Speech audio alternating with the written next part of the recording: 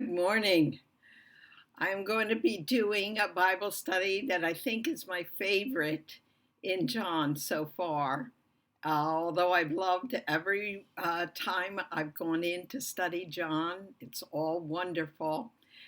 This is something that I have recently learned about the wedding of Cana, and it seems to be the consensus of many theologians that wedding has more to it than meets the eye. So we're going to start out with the fact, remember, that there are seven signs in John. Now, that every once in a while there's a difference of opinion as to what the signs are, but Richard Bauckham has written a book that he's a great and phenomenal theologian that I love. I've read just about every thick book that he's written. I've read them, and he seems to have a real handle on the book of John. He's written several books on John, and he names the seven. And he explains that we can know what the sevens are because John himself tells you that whatever it is that he did is a sign. And so that we're going to look at that to know that what we claim are the seven signs are what John is saying are the seven signs. The first on your page, it says the seven signs of John. I have the seven signs on the left, and on the right, the claim that it is a sign. So the first one is the water into wine. You know, the wedding at Cana. Let me read. Jesus said to the servants, "Fill the jars with water," and they filled them up to the brim. And he said to them, "Now draw some out and take it to the master of the feast." So they took it. And when the master of the feast tasted the water now become wine. Well, is this the first sign? Yes. It says in chapter 2:11, this is the first of his signs Jesus did at Cana in Galilee and manifested his glory, and his disciples believed in him. So it tells us this is a sign. We're going to the second one, and that's in John 4:46 to 54. It's the healing of the official's son, and it says this. And at Capernaum there was an official whose son was ill. When this man went to Jesus and asked him to come down and heal his son, for he was at the point of death, the official said to him, "Sir, come down before my child dies." And Jesus said to him, "Go, your son will live." And it says this about that, a miracle. This was now the second sign that Jesus did when he had come from Judea to Galilee. By saying this was the second sign, what is John telling us to do? You thought about it? Well, very easy. He's telling us start counting. He says this is the first sign, this is the second sign, and even though he's not going to say what number sign it is, he's expecting you to count. We know that because he has counted the first two. So let's go to the third one. Healing the lame man on the Sabbath in John 5. One man was at the pool of Bethesda who had been an invalid for 38 years. When Jesus saw him, he said to him, "Do you want to be healed?" And the sick man said, "Sir, I have no one to put me into the pool when the water is stirred up, and while I am going, another steps down before me." Jesus said to him, "Get up, take up your bed and walk." And at once the man was healed. And it tells us, and a large crowd was following him because they saw the signs that he was doing on the sick. Who was the sick? They're particularly mentioning this guy who was able to walk. In the fourth one, feeding the 5,000. There is a boy here who has 5 barley loaves and 2 fish, but what are they for so many? Jesus said, have the people sit down. Now there was much grass in the place, so the men sat down, about 5,000 in number. Jesus then took the loaves, and when he had given thanks, he distributed them to those who were seated. So also the fish, as much as they wanted. And so it says, when the people saw the sign of the loaves that he had done, they said, this is indeed the prophet who is to come into the world. And they were referring to that prophet predicted by Moses, a prophet like Moses who was from the people, and the people should listen to him. And so they see the sign of the loaves, and they say, Moses gave us bread, manna, and now Jesus is. He must be that prophet. Now they're right. Okay. The fifth, healing the blind man on the Sabbath. In chapter 9, as Jesus passed by, he saw a man blind from birth. Jesus spit on the ground and made mud with the saliva. Then he anointed the man's eyes with the mud and said to him, go wash in the pool of Siloam. And so he went and washed and came back seeing. And what does it say about that one? Some of the Pharisees said, this man is not from God, for he does not keep the Sabbath. Remember, he did this on the Sabbath, it tells us in chapter 9. But others said, how can a man who is a sinner do such signs? John, relating that in his gospel, is telling us this is the fifth sign. The sixth, raising Lazarus from the dead.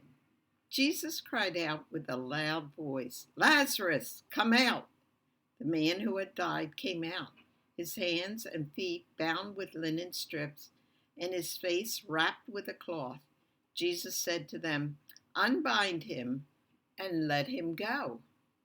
Now, is this the sixth sign? It says this, the reason why the crowd went to meet him was that they heard he had done this sign, the raising of Lazarus from the dead. Okay, so it calls Lazarus being raised from the dead a sign. Now the seventh one, of course you would realize it must be the resurrection of Jesus. But it's very interesting because after the resurrection, it's not called a sign. So we need to read carefully through the book of John, and we'll find it. And that's in chapter 2 at the very beginning of the book, in 2:18 and 19. So the Jews said to him, what sign do you show us for doing these things? And Jesus answered them, he's going to tell them what sign, destroy this temple, and in 3 days I will raise it up. And you know that he's talking about his death and resurrection. And so Jesus is calling it a sign in answer to the religious leaders and the people. Now, the theme of marriage is very prominent at the beginning of the book of John. And let me just show that to you. We have that number 1 in chapter 2, 1-12, in the marriage at Cana. Remember that? The wedding feast at Cana. In John chapter 3, if you would join me in John chapter 3, we have another reference to a marriage. John chapter 3, 26-29. And it is John the Baptist who is speaking. Um, it's about John the Baptist, and he's going to speak. And they came to John the Baptist and said to him, Rabbi, he who was with you across the Jordan, to whom you bore witness, look, he's baptizing, and all are going to him. And John answered, a person cannot receive even one thing unless it is given him from heaven. You yourselves bear me witness that I said, I am not the Christ, but I have been sent before him. Now, you remember that way back in chapter 1. The one who has the bride is the bridegroom. The friend of the bridegroom who stands and hears him rejoices greatly at the bridegroom's voice. Therefore, this joy of mine is now complete. What is John the Baptist referring to? A marriage. And he's talking about the fact that the bridegroom is with them. And who's the bridegroom? It's Jesus. And who's the friend, the best friend of the bridegroom? We would call him the groomsman. That is John the Baptist. And he's explaining that a relationship between himself and Jesus is that of in a marriage ceremony. Yes. So we have another marriage scene. In chapter 4, we have another couple of verses that are talking about marriages. And so go to 4:16 to 18. Now, later on when we get to chapter 4, we're going to note that chapter 4, with the Samaritan woman at the well, is an echo of marriage scenes in the Old Testament. But for now, I'm just going to read to you those things that are pertinent to our lesson. And it says in verse 16, Jesus said to her, go call your husband and come here. And the woman answered him, I have no husband. Jesus said to her, you are right in saying, I have no husband. For you have had 5 husbands, and one you now have is not your husband. What you have said is true. And another scene where marriage is spoken of, the fact that this woman has had 5 marriages, and now the man she's living with, she's not married to. So let's go to the first marriage scene, and that is in John 2, 1 to 12. And as usual, I have it written down in play form. Now, this is really neat when you have a group of people who each can take their part. But you guys are listening, and you can kind of put yourself as though you're at a play, and these scenes are being read by the different people. What we're going to do is underline everything, all the words that tell us that the wine Jesus provided was 1, abundant, 2, delicious. So remember those. 1, abundant, 2, delicious. And it says this, the narrator speaks. On the 3rd day, there was a wedding at Cana in Galilee, and the mother of Jesus was there. Jesus also was invited to the wedding with his disciples. When the wine ran out, the mother of Jesus spoke to Jesus. And she said, they have no wine. And Jesus replied, woman, what does this have to do with me?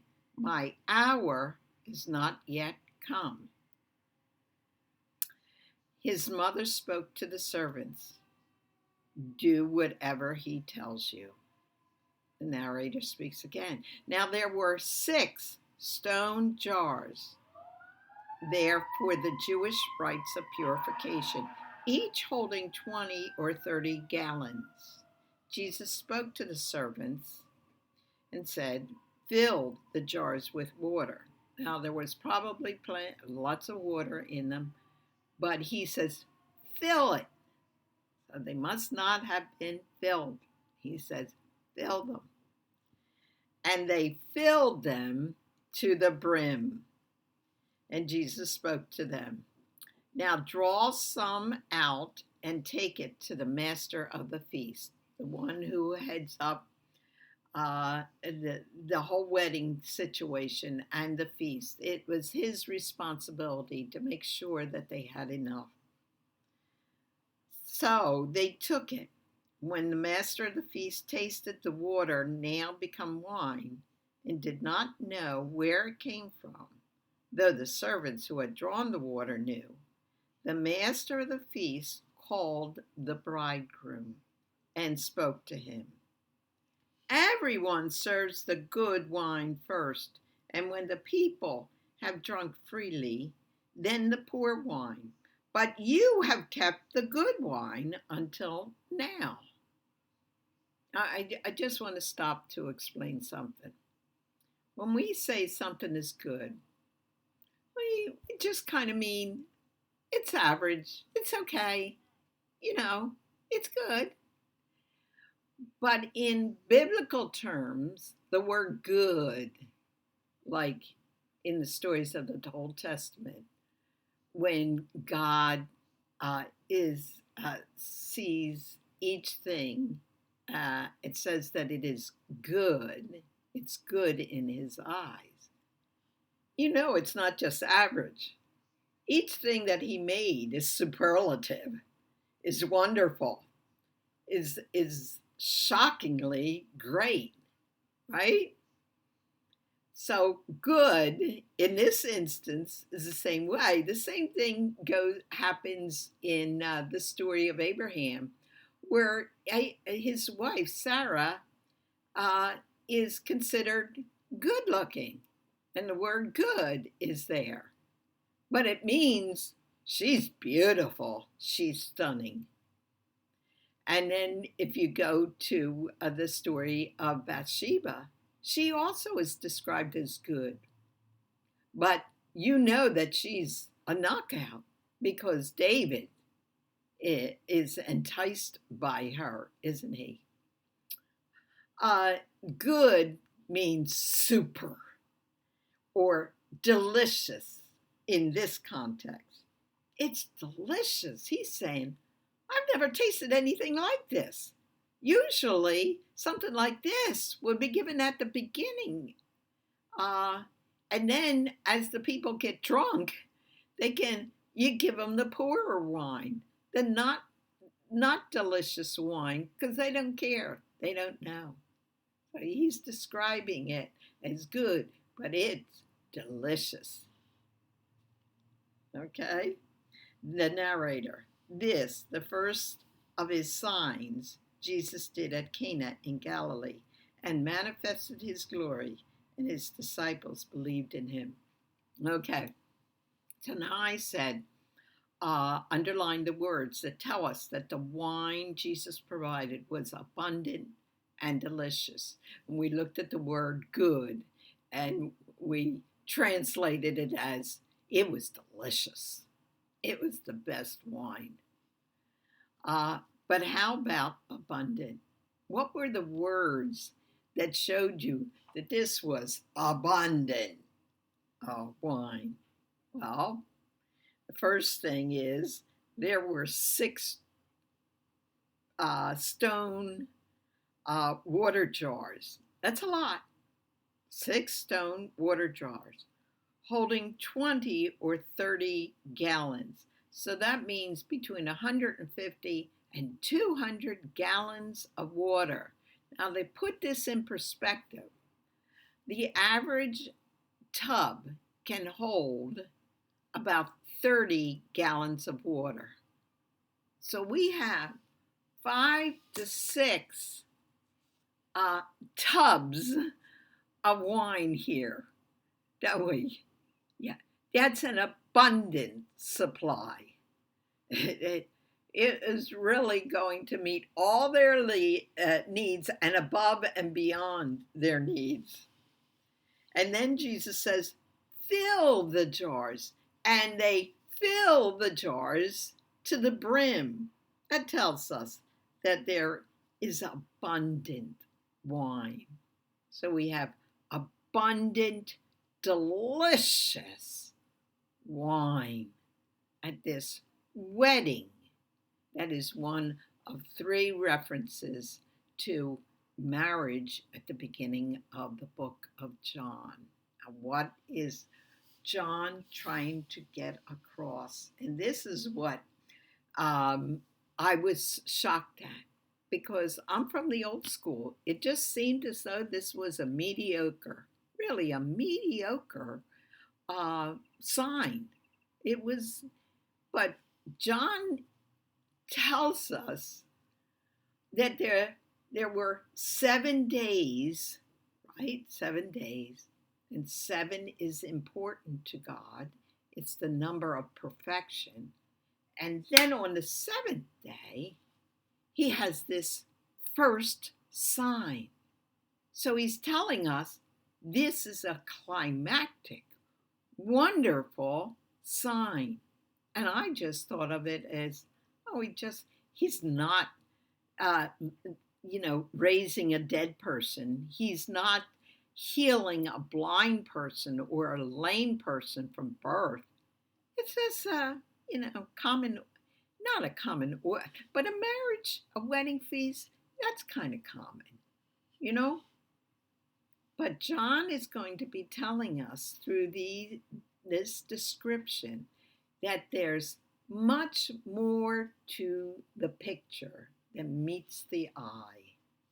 So I want to take you to the next page, which has at the top John 2:11, the wine of the wedding feast. So that one with both columns. Okay. This is talking about what will happen in the future eschatological, that means future time, the future banquet that God promises to his people. Now, God's covenant with his people is spoken of as though it's a marriage, and it is a marriage.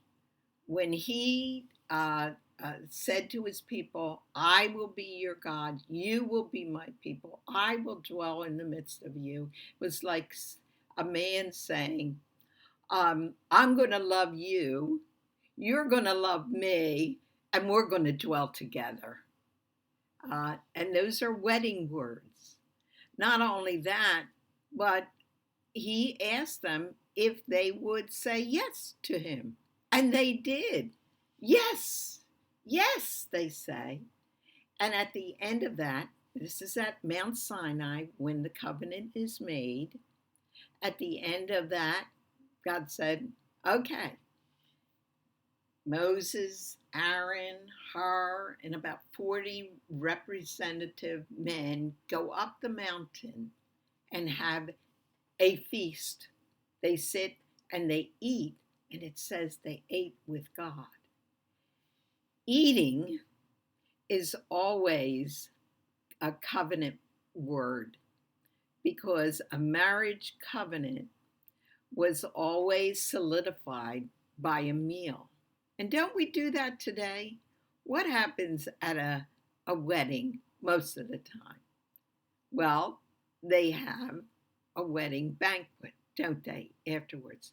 That's from way, way back in antiquity. A feast was done at a wedding to solidify it. Not only that, God tells us that he considers himself married to his people. Let me show you how that works in Hosea. Now, if you know where Daniel is, Hosea is right after Daniel. And it's the first of the minor prophets. So go to Hosea chapter 1. Hosea is right after Daniel. And chapter 1, verse 2.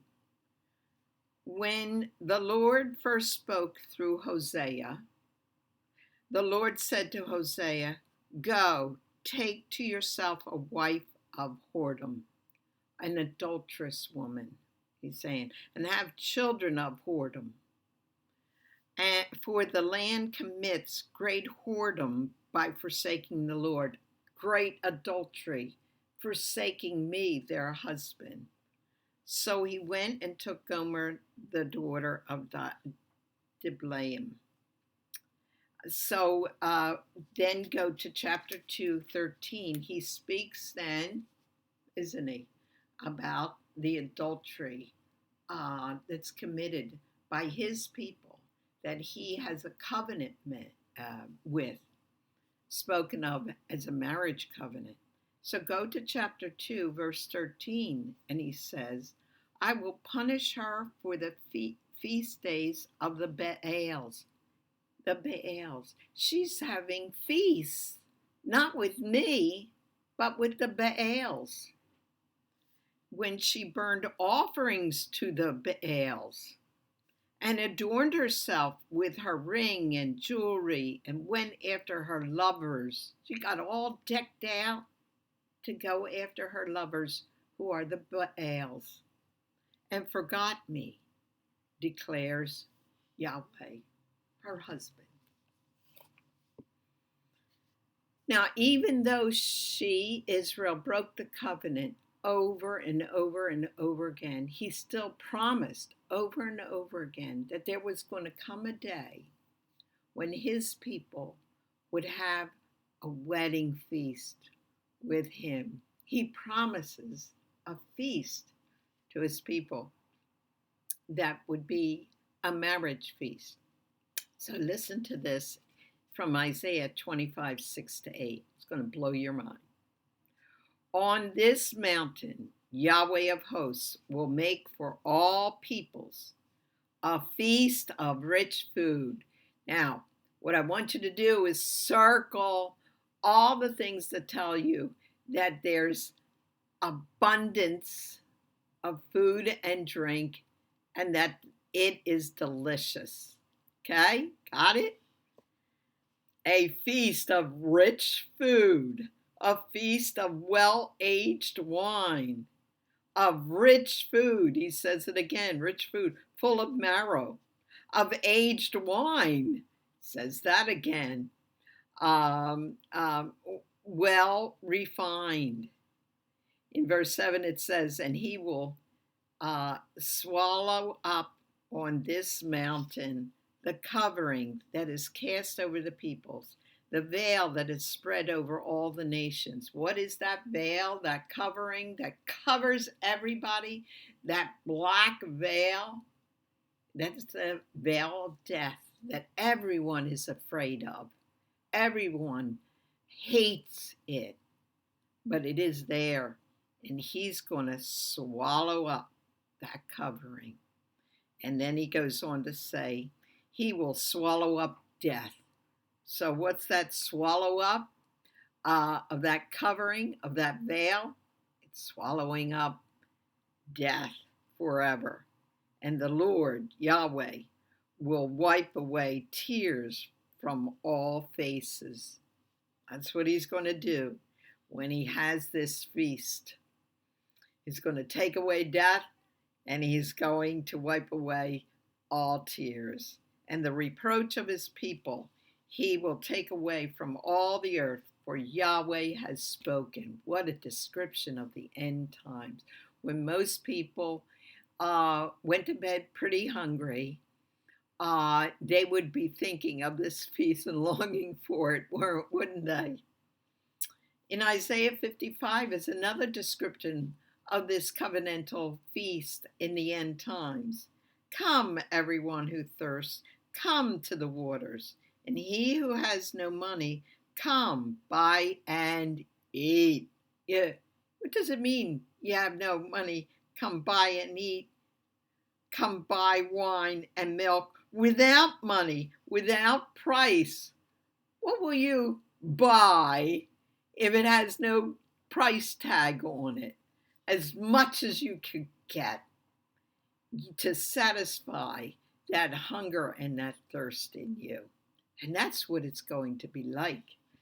Everybody in my Bible study group says that's what they want, a time when they can eat and eat and eat. In Jeremiah 31:12 has another description of the end time, eschatological, and by eschatological I mean end times event. They shall come and sing aloud on the height of Zion, that's Jerusalem, and they shall be radiant over the goodness of Yahweh.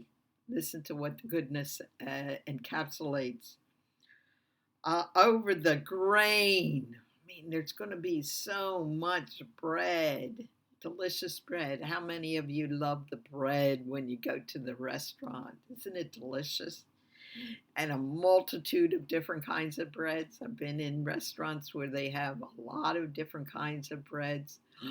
It's so delicious, isn't it? The wine and the oil, and over the young of the flock and the herd. They're not even going to have to wait for the sheep and the goats and the cattle to get to adulthood. It's that good tender meat from the young that they'll have. Their life shall be like a watered garden, and they shall languish no more. In Joel 2:19, again the description goes on of the eschatological age. Yahweh answered and said to his people, behold, I am sending to you grain, wine, oil, and you shall be satisfied. I love being satisfied at the end of a meal, don't you? That's why diets are so awful, because sometimes they make it so that you're just not satisfied. And I will no more make you a reproach among the nations. That's going to be a wonderful time. Joel goes on in chapter 2:24. The threshing floors shall be full of grain. The vats shall overflow with wine and oil. And then in Amos, so we have the word full and overflow. It's going to be abundant. Behold, the days are coming, declares Yahweh, when the plowman shall overtake the reaper, and the treader of grapes, him who sows the seed. They won't be able to keep up with all the crops, the grapes and the grain. They just won't be able to keep up. There'll be so much. And the mountains shall drip sweet wine. Oh, delicious wine. Just like the well-aged wine, refined wine. And all the hills shall flow with it. So we see vast amounts of crops and grapes and everything. Everyone's going to be satisfied. There's abundant wine and abundant food. Now the last one is Revelation, and I think it will shock you, because the author, John, in Revelation, who has also authored John, the Gospel, is going to speak about a wedding feast, just like John hints at in his Gospel. Then I heard what seemed to be the voice of a great multitude, like the roar of many waters, and like the sound of mighty peals of thunder, crying out, Hallelujah! We're all going to be shouting together, Hallelujah! For the Lord our God, the Almighty reigns. Let us rejoice and exult and give him glory, for the marriage of the Lamb has come. Marriage.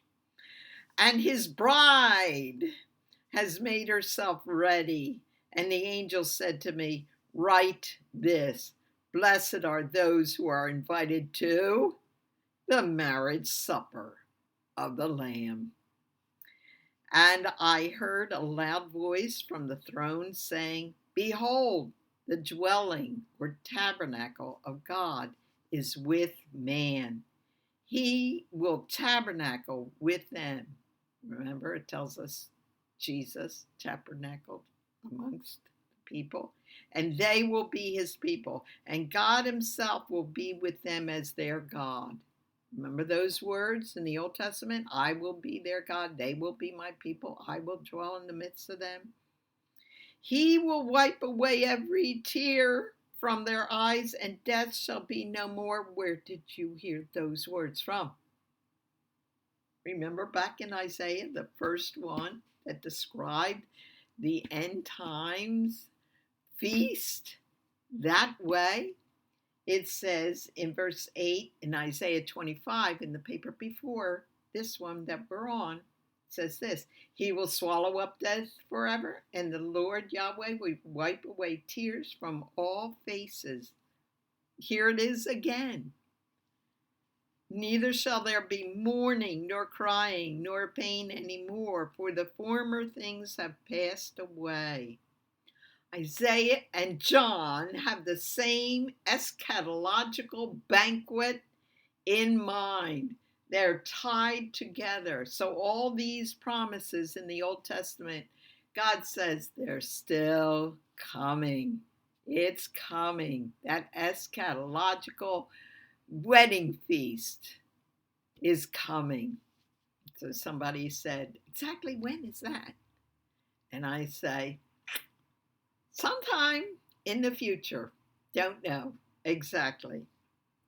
In the wedding feast of Cana, Jesus gives a foretaste of the eschatological banquet by giving abundant and delicious wine in response to a persevering mother whose request may have been dependent on her knowledge of these Old Testament prophecies. Now, what am I saying?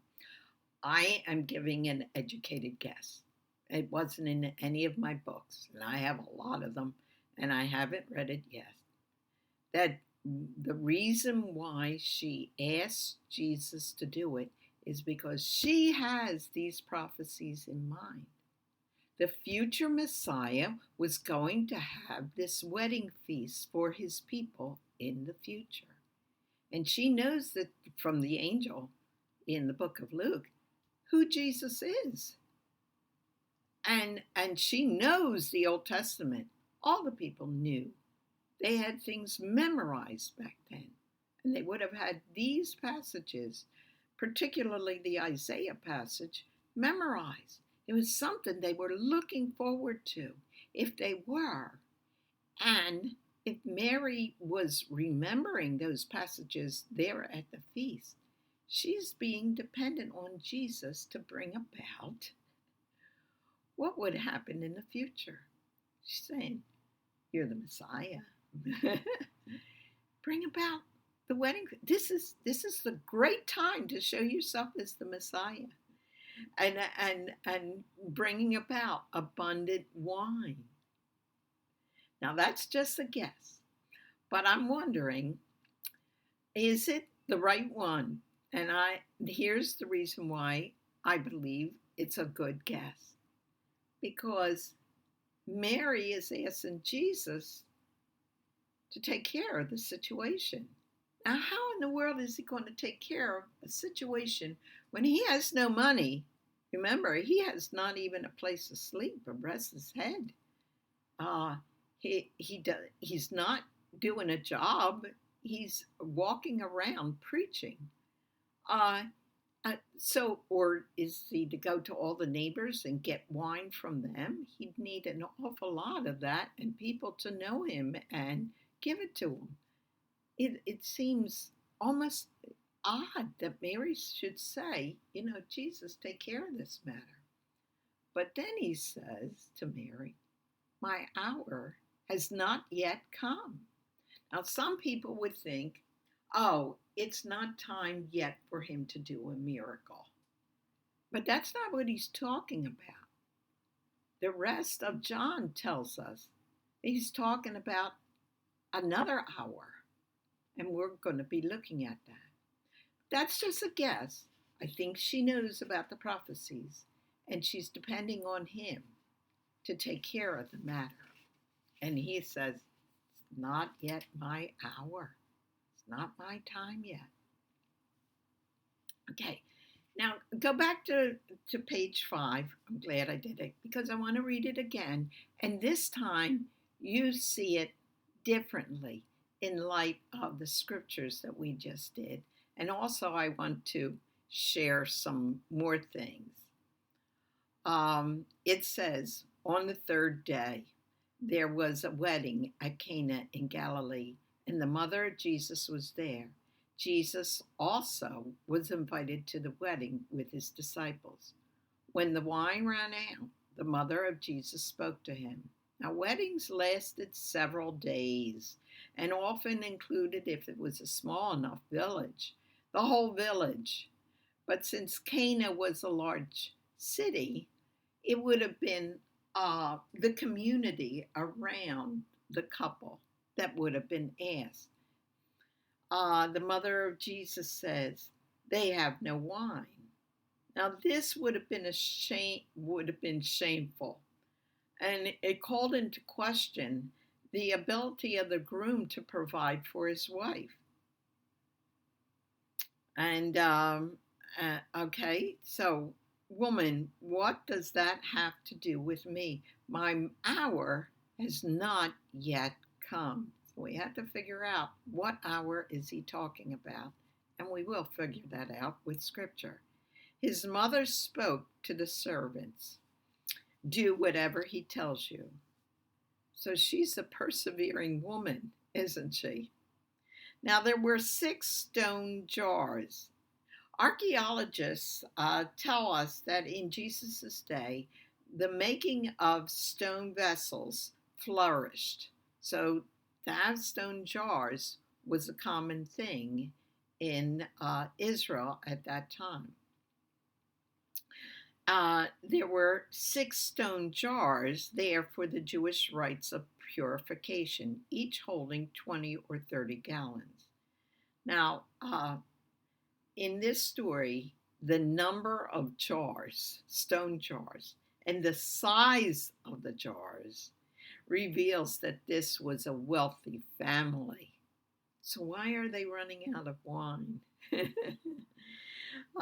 It would have been shameful, embarrassing for them. And perhaps Mary was related to one in the wedding party. She only lived 9 miles away in Nazareth. Could have been. Holding 20 or 30 gallons. Jesus spoke to the servants. Fill the jars with water. And they filled them up to the brim. And Jesus spoke to them. Now draw some out and take it to the master of the feast. So they took it. When the master of the feast tasted the wine, now become wine, and did not know where it came from, though the servants who had drawn the water knew, the master of the feast called the bridegroom and spoke to him. Now,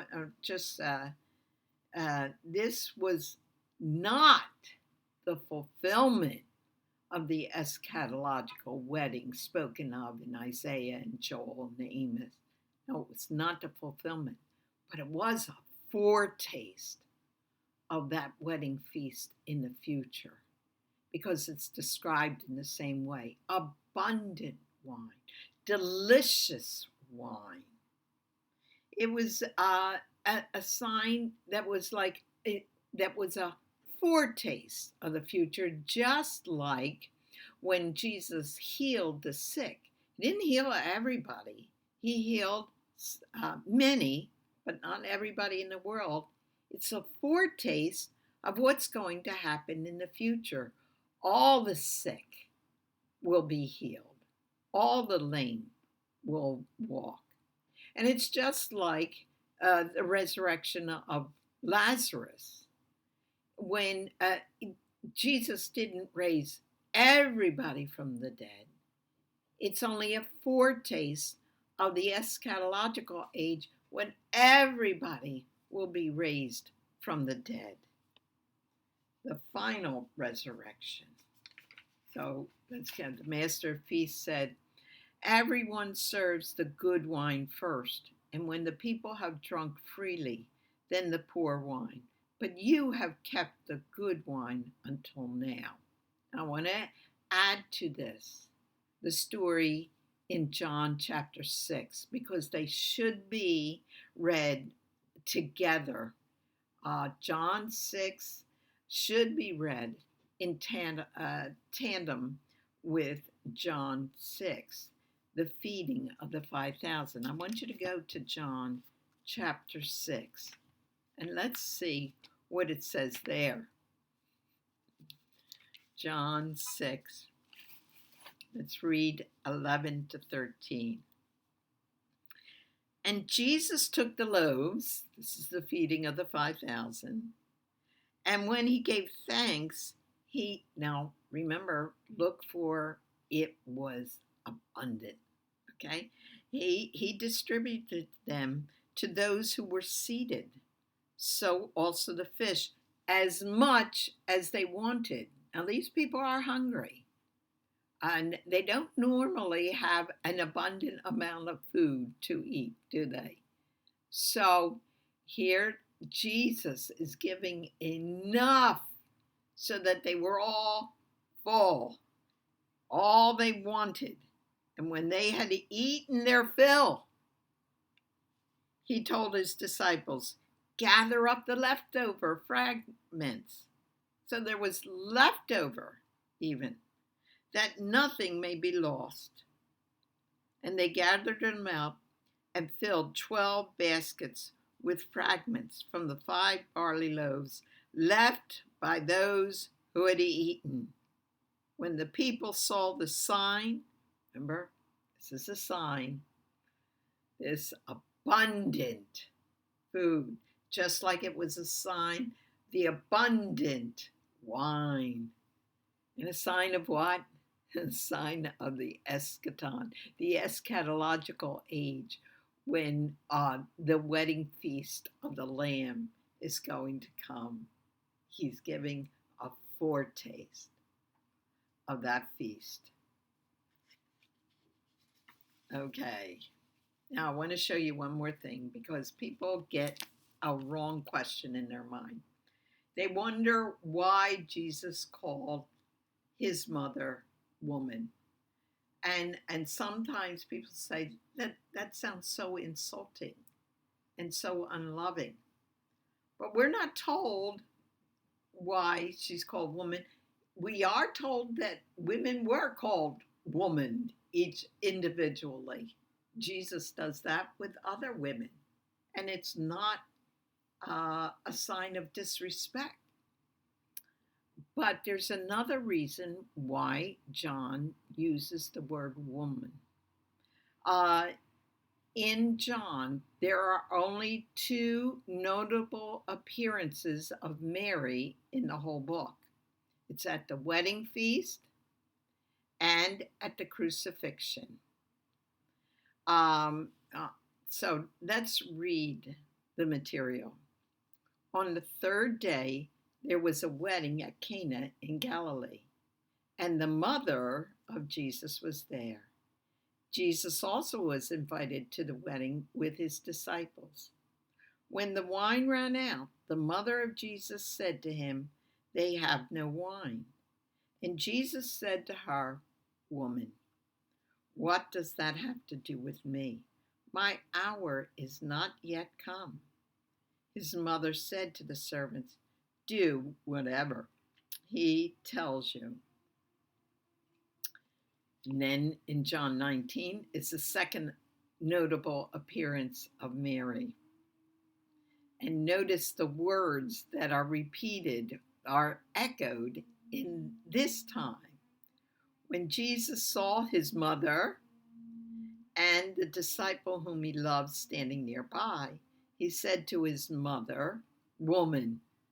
He addresses her in the same way he did at the beginning. tying the two incidents together with both mother and woman. Behold your son.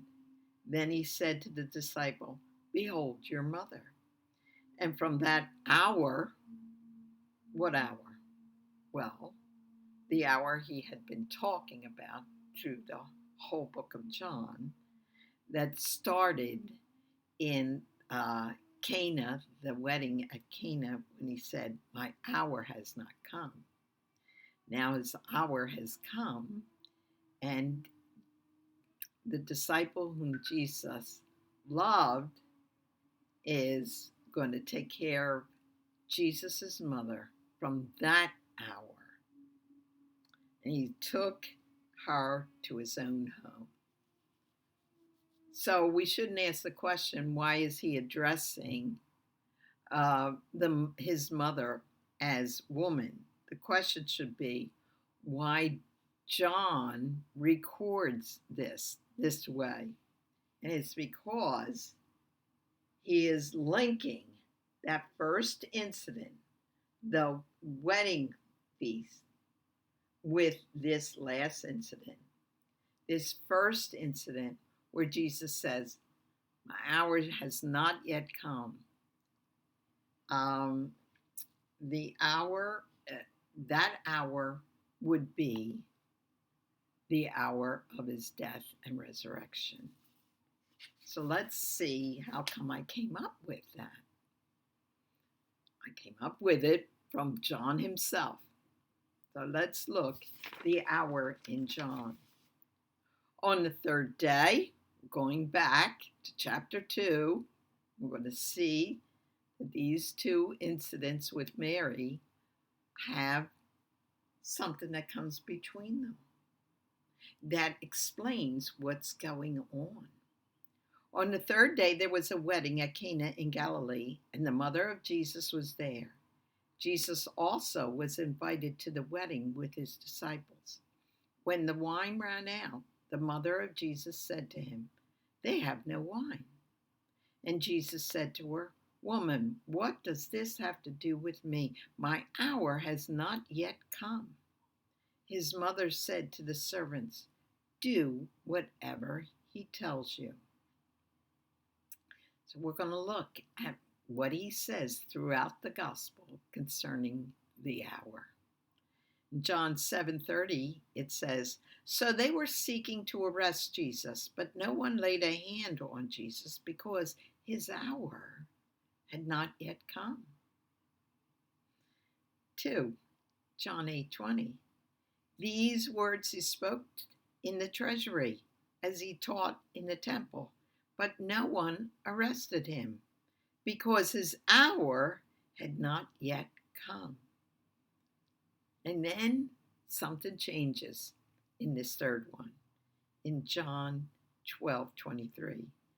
And Jesus answered them, the hour has come for the Son of Man to be glorified. The hour has come in chapter 12? Yes. Now, what triggered that hour, so that Jesus could say, my hour has come? Well, if you go right before these verses in the end of chapter 12, if you go to the end of chapter 11, in verse 55, we read these last week about the Passover. Remember Passover? The last Passover has the word Passover repeated 7 times. You remember that going through? Now, this is the last Passover, the Passover where he is going to be crucified. So look what it says. Now the Passover of the Jews was at hand. And many went up from the country to Jerusalem before the Passover. So the Passover is at hand at the end of chapter 11. At the beginning of chapter 12, again, it says 6 days before the Passover. So he's repeating Passover throughout the time. And it culminates in Jesus' crucifixion at the time of the Passover. Right? So in 12:27, that's in chapter 12, when we've been told it's Passover time, all of a sudden he now says, now at 12:23 he says, the hour has come for the Son of Man to be glorified. What hour was that? The hour he will be crucified at Passover time. John 12:27. Now my soul is troubled, and what shall I say? Father, save me from this hour? But for this purpose I have come to this hour. See how he keeps on talking about the hour? John 13:1. Now before the feast of the Passover, now remember, he's reminding us, this is Passover time. He keeps on reminding us, this is the time of the Passover, even a few weeks ahead of time, when Jesus knew that his hour had come to depart out of this world to the Father, having loved his own who were in the world. You have that word missing. It's world. John 17:1 tells us, when Jesus had spoken these words, he lifted up his eyes to heaven and said, Father, the hour has come. When? Passover time. Glorify your Son, that the Son may glorify you. So his hour had not come in 7:30. His hour had not come in 8:20. But then in chapter 12, when Passover is coming up, now his hour has come. So his hour is attached to Passover time, where the Passover lamb was sacrificed and when Jesus was sacrificed. And so our thing ends this way. John 19:26-27. When Jesus saw his mother and the disciple whom he loved standing nearby, he said to his mother, Woman. What's the hour he's talking about back here in John chapter 2, 1-5? He's talking about the hour of his death, his crucifixion. Woman, behold your son. Then he said to the disciple, Behold your mother. And from that hour, the hour that had finally come, the disciple took her to his own home. So what hour was Jesus talking about at the wedding feast of Cana? The hour that he would be crucified. The hour of Jesus' death was the beginning of the Messianic age that would result in the future in the eschatological feast, the marriage supper of the Lamb. Now that was a lot of information I gave you. I hope you could keep up. Another good idea is to play this over while you're washing the dishes, or dusting, or folding the clothes, or you're fixing the car, or you're doing some sort of work around the house. Who knows? But if you listen to it again, you might catch what you might have missed the first time around. But this is exciting to me because the marriage at Cana, the feast that they were describing, always bewildered me because I wondered, how come such a mediocre type of miracle sign was given as the first of 7 fantastic signs? And it's because Jesus was giving a foretaste of that eschatological feast that's coming. Okay? God bless you.